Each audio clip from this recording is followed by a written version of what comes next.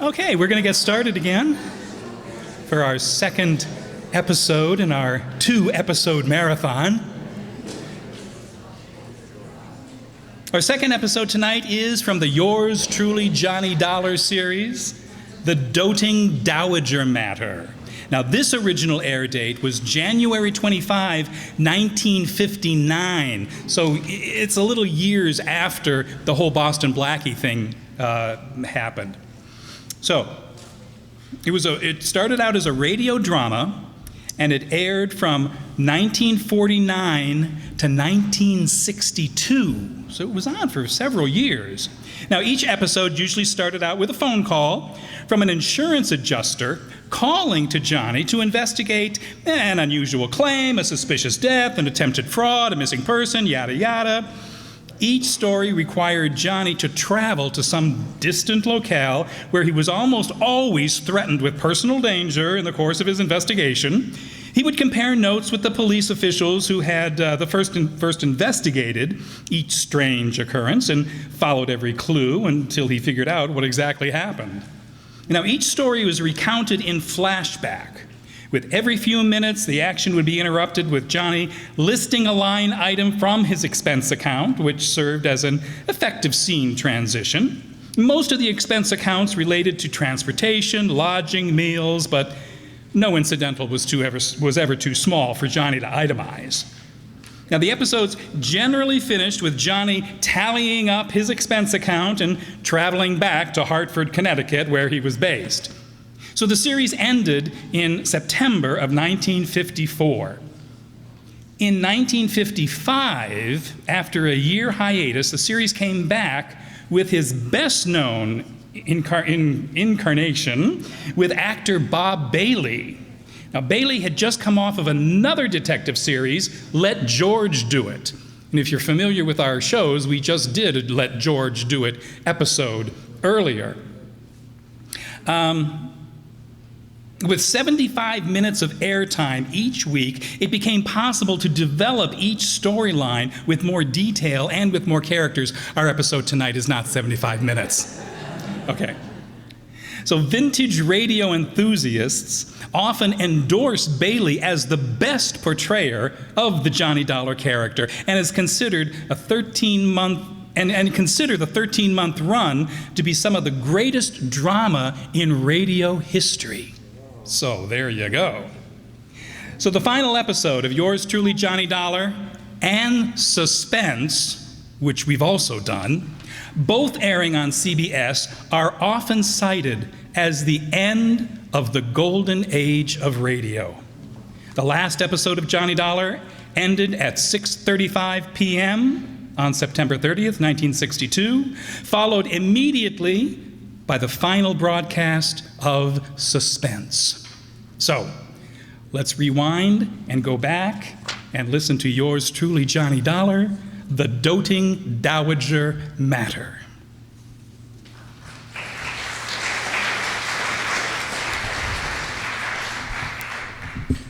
From Hollywood, it's time now for Johnny Dollar. George Reed here. Oh, hi, George. How are things at Floyd's of England? Well, very good, as a matter of fact. Good, very good. Well, now, it can't be all good, or you wouldn't be calling me. Well, to tell the truth, I have a small problem. Figures. No, figure is a singular word. Uh-huh. A small figure, a statuette belonging to Mrs. Dora Harkness Ballin down in New York. So, what happened? Well, yes, terribly wealthy, but a real eccentric. The little statue I mentioned, it's gone, disappeared. Oh, what's it worth? Insured value is $26.50. Wow. $26.50. Huh? $26.50 wouldn't even cover my expense account. Well, it just happens that she carries hundreds of thousands of dollars worth of personal property insurance with us, but, for some reason or other, she attaches particular value to this statuette. Oh, I get it. You're afraid that if we don't go through the motions of trying to find it, she might take her insurance elsewhere. Precisely. Real important to you, huh? Very. Then I take it I won't have to be chintzy with the old expense account? Well, now, John. Okay, George. I'll be in touch.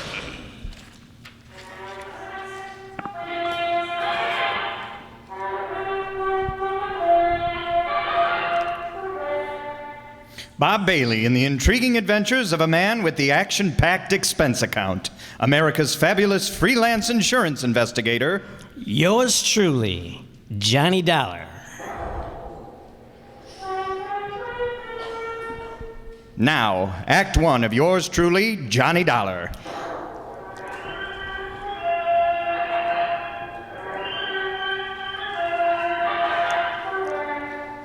Expense account submitted by Special Investigator Johnny Dollar to Floyd's of England, North American Office, Hartford, Connecticut. Following is the kind of expenses incurred during my investigation of the doting Dowager matter.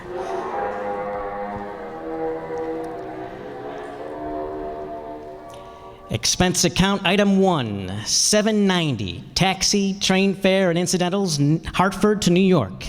Item 2, $1 even for a cab from Grand Central Station to the address of Mrs. Dora Harkness Ballin over on East 73rd Street. It turned out to be one of New York's famous old brownstone houses, well preserved and reeking of an era long gone by. A uniformed butler ushered me into a large, high-ceilinged drawing room, and I could hardly believe my eyes. Ornate pre-Victorian furnishings, heavy red velvet draperies, huge lamps and crystal chandeliers, oil paintings all over the place, and gilded mirrors. Pretty fabulous. If you will be kind enough to wait here, Mr. Dollar, I shall tell Mrs. Ballin that you have arrived. Thank you. I know that she'll want to see you. Excuse me, Master Harold. It's all right, Higgins. Has the mail come yet? Would you like me to check, sir? Yes, good idea. You know how Aunt Dora likes to see it the minute it gets here. Yes, sir. Yes, the mail. The dear old common everyday pitch. You're here to see Mrs. Ballin? That's right. I'm Johnny Dollar. I'm Hal Winters, her nephew. Hi. Say, tell me something. Yes? About this little statue that's missing. You mean the little chunk of pot metal that's disappeared? Oh, is that what it is? Oh, yes, just a piece of junk. But a couple of months ago, Aunt Dora decided it looked a lot like her grandfather when he was a general back in the Civil War. Oh? Why does she value it so highly? I expect the general was the only Ballin who had enough guts to do anything on his own. What do you mean? I mean, instead of just living off the family shipping fortune. So, when she finally decided the statue looked like the general, Johnny Dollar, did you say? That's right. The insurance investigator? Yes. Well, now, why would she bother you with it? I don't know. Truly, Mr. Dollar, it's not worth it. If I were you, I'd forget it. And now, if you'll excuse me, I'd better see if the morning mail has arrived. Hal, just when did the statue disappear, and from where? Tanta discovered it missing from the reception room yesterday morning. But now, if you'll pardon me... Was the house broken into? Possibly, but there was no sign of it. How about guests? No, we haven't had guests for a week or more. How many servants are there? Mr. Dollar, perhaps there's something I'd better tell you about the statue. The statue of the general? I tell you, Mr. Dollar, you are Mr. Dollar, aren't you? Yes, ma'am. I tell you that if you don't find out who stole it and get it back, I'll cancel every bit of my insurance. Sit down. Thank you. Harold, my dear, ring for Higgins and I'll have him see if the morning mail has come in. I was about to go out and look for it myself, Tanta. Let Higgins do it. It's quite all right. I don't mind. I said let Higgins do it. I was... all right, but if you'll excuse me now, Why? Why? I'd like to go up to my room for a moment. To call up that girlfriend of yours again? Sit down. Yes, Tanta? You and that girl, that Nancy Gavin, she'd like to take you away from me, wouldn't she? Oh, Aunt Dora, Where would you go? What would you live on? And what would I do? Oh, darling, I hardly think this is the time and Now, place. much as I like Nancy Gavin, I see no reason why I should let her take you away from me. Do you? Mrs. Ballin, about the statue. Yes, of course. Mr. Dollar, you are to leave no stone unturned. Wow. Now, tell me. I beg your pardon, Mum. Oh, Higgins, why do you sneak in on us this way? Well, what is it? The mail just arrived, and knowing you'd want to see it. Give it to Harold. Yes, here, I'll take care of it. Well, I don't know. What letter? No postmark. What? And it's so badly scrawled in pencil. Well, don't bother Aunt Dora with it now. But it's marked personal, sir. Well, then let me have it. Yes, ma'am. Tanta, You may go now, Higgins. Yes, ma'am. Here, Tanta, suppose you let me see what it's all about. Be quiet, Harold. Now, Mr. Dollar. Well, first of all, I'd like you to tell me. Oh, what's the matter, Mrs. Ballin? Aunt Dora, what is it? This letter. Yes? It's a ransom note. Ransom? For the return of the statuette, the general. They want $75,000. What?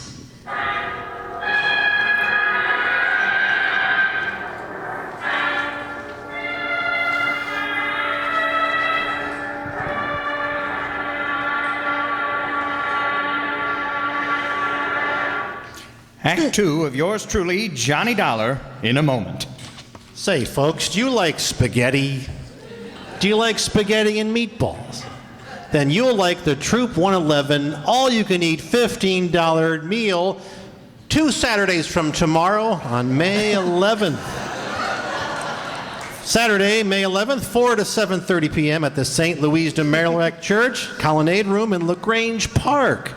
A limited 10 tickets will be on sale with Mr. Paul McNulty after the show. Woohoo! There he is. There he is. There's also a poster with some newfangled QR code where you can do some kind of fangly kind of order online, whatever that mumbo jumbo's all about. I don't know what that means.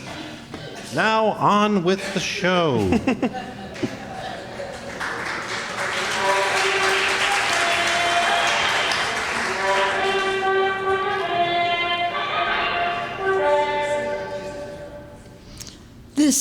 This letter, Mr. Dollar. Maybe you'd better let me see it, Mrs. Ballin. It's a ransom note demanding $75,000 for the return of my statuette of the general. $75,000? Yes, Harold. Oh, they can't be serious. For that little piece of pot metal? Sure, they must be out of their minds. I beg your pardon. What? That statue means everything to me.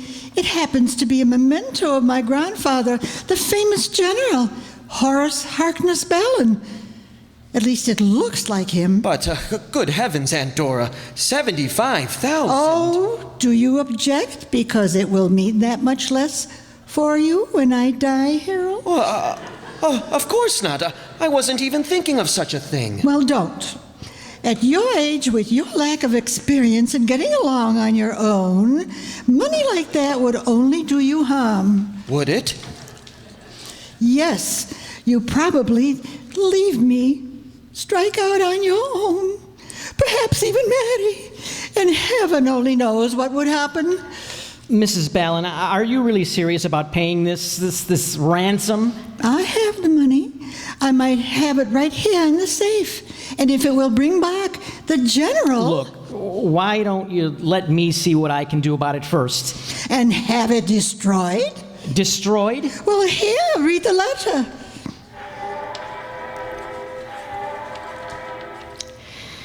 It was the usual sort of thing, poorly written on cheap paper and scribbled in pencil, and it simply said that the money in unmarked bills was to be turned over to her nephew, Harold, that instructions for its delivery would be given to him later, secretly, that if he then divulged the place and manner in which he was to make the payment, his life would be in danger. Don't you see, Mr. Dollar? If we don't do as they say, they might kill him. It further said that if the police were brought in, the statue would be destroyed. I have no choice, Mr. Dollar. I'll pay the ransom. Tanta, Harold, you will take it to them, whoever they are, when you receive their instructions. They've threatened me. Only if we don't obey instructions. All right. Now look, Mrs. Ballin. Yes, Tanta, listen to Mr. Dollar. I have told you I must have the general back at my cost. Very well. No one is to leave this house, except Harold, of course, when he is told to by the kidnapper. Mrs. Ballin, I won't let you do this. You what? It's utter nonsense for you to consider paying out that kind of money for a cheap little piece of junk that can't possibly be worth anything to whoever took it, except perhaps for its effect on you. I told you, young man, it's the one priceless memento I have of the great General Ballin. Yeah, you told me. Very well. You are here on my orders, are you not? Well, yes. All right, then. You will remain subject to my orders. Very well, now. Hi, everybody. Oh, Nancy. Well, what's everybody looking so glum about? Hi, sweetie. Oh, Nancy, you shouldn't. Hello, Mrs. Ballin. Miss Gavin, Mr. Dollar, this is Nancy Gavin, a friend of Harold's. Johnny Dollar? Hi. Hey, I know about you. Nancy, dear, yes. Oh, you come to find that, whatchamacallit, that Mrs. Ballin lost? It was stolen. Okay, stolen. And the kidnappers are demanding $75,000 of ransom. Well, that's easy. Pay it. I shall. And Nancy, you are to stay right here in this house until this whole thing is over with. Auntie, I don't mind that a bit. Do we, Harold? Forward, wench. Seriously, Auntie, when are you going to let Hal marry me? Get out on his own. And leave me? Do you think for 1 minute that my precious Harold would do that? Yeah, why don't you answer that, Hal? Mr. Dollar, this is none of your business. It has nothing whatsoever to do with the reason for your being here. You know something, Mrs. Ballin? I'm beginning to think you're wrong. You came here to find the statue that was stolen from me. That's right, and maybe I'm on the track of it now. So, how about it, Hal? Would you leave your aunt if you could? It was a wild guess, but the more I thought about it, the more I decided that Harold Winter's answer might solve this case for me. Yeah, and that Mrs. Ballin would be pretty shocked when I put my finger on the thief, the writer of that ransom note. But you know something? I was dead wrong. Act 3 of yours truly, Johnny Dollar, in just a moment. Hey, you know those Italians know what they're doing, don't they? When it comes to pasta and meat products, they sure do. Did I mention that 2 weeks from tomorrow, at May 11th, is going to be the spaghetti and meatball dinner, $15, all you can eat, buys you for 1 adult or 2 kids. Did I mention a bake sale, gift basket, cash raffles at the St. Louis de Marillac Church, Raymond Avenue, LaGrange Park, and 31st Street. Give it a thought. There's only 10 to buy today, but you can take a picture of that little squarey thing and get to Square and do something with the Square on the internet. All right. Or put it in your thoughts for later. Thank you very much. And now back to our show.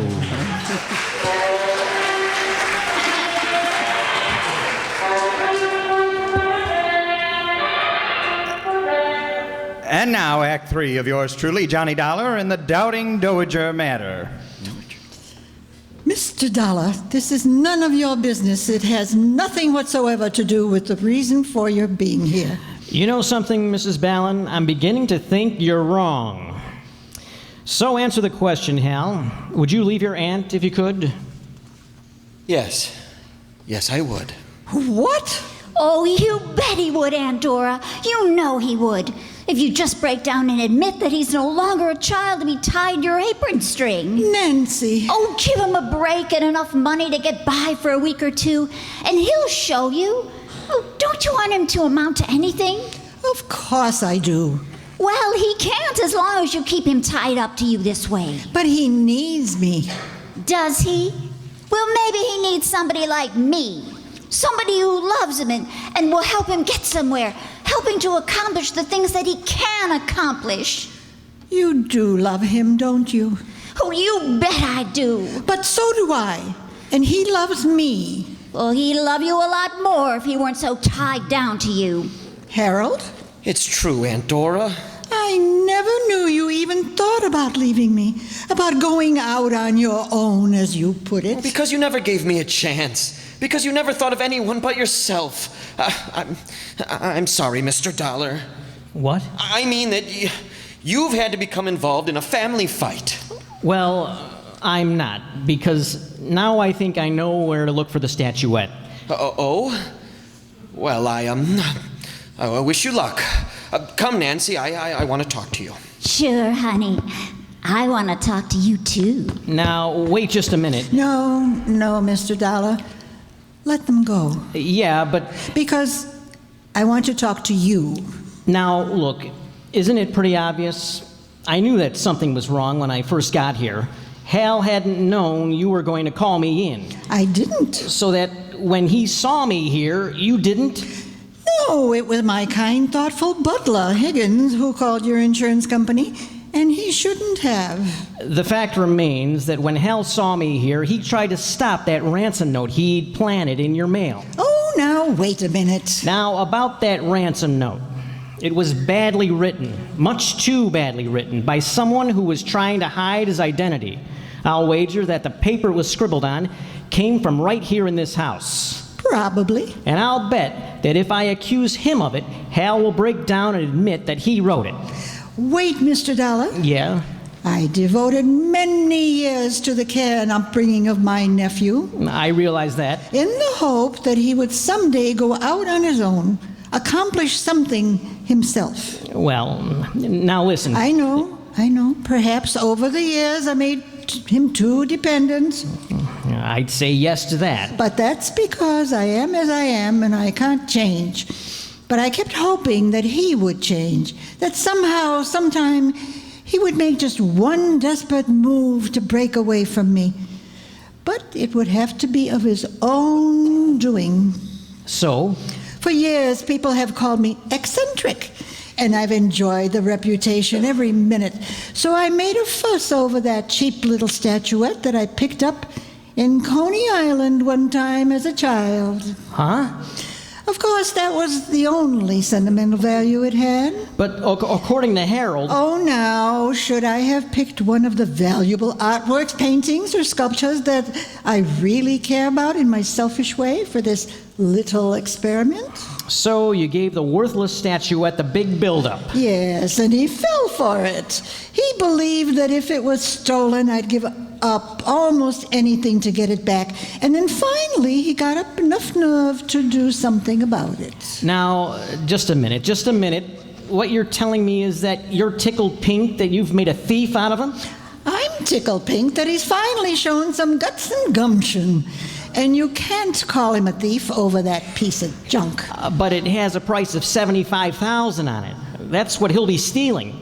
If you give him that money and let him walk out of here with it... Oh, no, he won't. What else can you call it? I like to be eccentric, remember? Oh, Mrs. Ballin. So the note I'll enclose with it, you know, when he tells me he's received instructions about where and how it's to be delivered. What note? In it I'll say...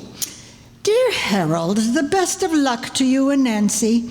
I hope you'll be tremendously happy, and I know that now and then you'll drop in on your loving and now somewhat lonesome Aunt Dora. I see. Oh, and I think I'll enclose a few extra $1,000 just in case, and as a kind of extra wedding present. Extra wedding present. Of course, the statuette. I certainly don't want them to bring that atrocity back here. Oh, no, I don't. Wait, Yes, dear? I just wondered if Mr. Dollar has decided how he wants to proceed with his investigation. Well, Mr. Dollar? Hal, after getting what information I could from your aunt, what little information I could, Yes? Hal, I've decided to give up the case. Yes, Harold. You may as well show Mr. Dollar to the door. Oh, whatever you say, Tanta. Yeah. Goodbye, Mrs. Ballin. Oh, and maybe you'd better phone the insurance company about the extra fee I'm going to get on this case. Oh, I did. Right after Higgins told me he'd called them. But if he's giving up the case, dear, Show him to the door, Harold. Yes, this way, Mr. Dollar. Yeah, thanks. Now, you listen, Hal. I can tell by your look that you've learned something, Mr. Dollar. I have. Perhaps even more than I know. So, look here. Huh? Do you think this will do for the sequel to the ransom note? What? You know, the instructions about where I'm to take the money. Oh, now wait a minute. You mean you knew? Are you kidding? Well, that's why I tried to discourage you in the beginning. But will somebody please tell me why? Tanta just being herself. You don't think for a minute she'd have just handed me the money, would have admitted she wants Nancy and me to get hitched? Don't you see that would spoil her reputation for being an eccentric? Oh, and if you like, I'll send you the statuette when this is all over as a souvenir. Well, I'll be.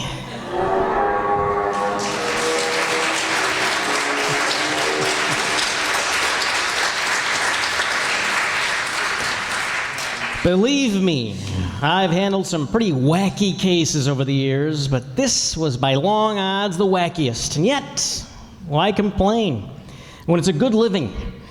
Expense account total, including all the incidentals I could think of, and fare back to Hartford, what? $17.80. Ah, me. Yours truly, Johnny Dollar.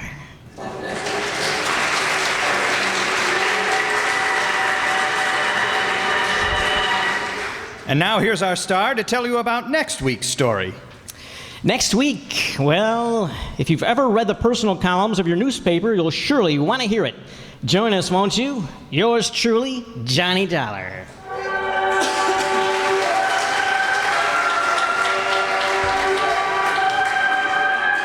Yours truly, Johnny Dollar, starring Bob Bailey, originates in Hollywood and is written, produced, and directed by Jack Johnston. Heard in our cast were Virginia Gregg, Eleanor Audley, G. Stanley Jones, Eric Snowden, and Sam Edwards. Be sure to join us next week.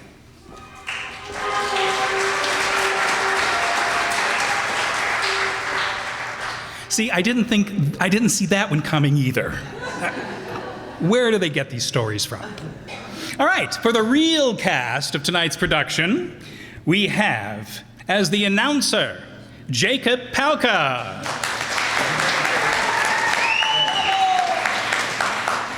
As our commercial announcer, Marty McNulty. George Reed was myself, Mark Fazio. Higgins the butler, Jay Summerfield.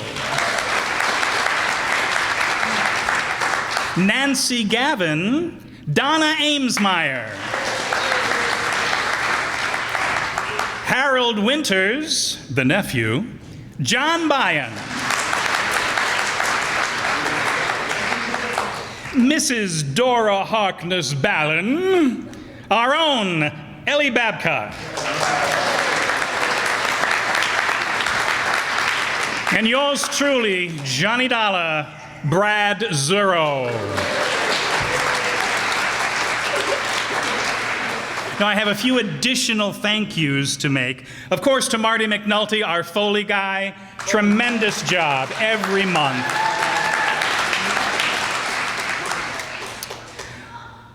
John Gelsomino, our sound engineer.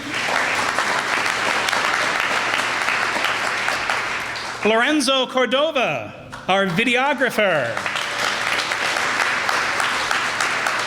Andre Dixon is our Facebook coordinator. The Riverside Township, of course, Vera Wilt for her support every month. And of course, Ellie Babka, our coordinator, the touchstone of our group. And now a little note on next month's show. Our director, John Byan. Hello, everyone. Thank you for coming out this month. Next month, we're doing things a little bit differently than we usually do. So instead of 2 shows, we have 1 hour-long show. Ooh, Hopefully it'll be very good, or it'll be the longest hour you'll ever have. It'll be a good show. We're going to be doing Lux Radio Theater's adaptation of The Shop Around the Corner, which I'm sure a lot of you are familiar with. It'll be a good way to kick off the summer. So feel free to come next month, May 17th, same time, same place, right here at the Riverside Township Town Hall. Thank you all for coming, and have a safe travel getting home.